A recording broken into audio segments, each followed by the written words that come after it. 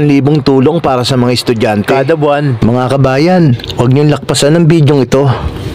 Malaking tulong ito sa iyo. Kung di mo pa alam, halika't panoorin mo ang bidyong ito. Magandang balita sa mga estudyante sa buong Pilipinas dahil inaprubahan na ng Committee on Basic Education ng House Bill No. 27 ni Batangas Representative Leandro Leviste na magbibigay ng 1,000 pisong allowance kada estudyante mula kindergarten hanggang kolehiyo, epektibo sa simula ng school year.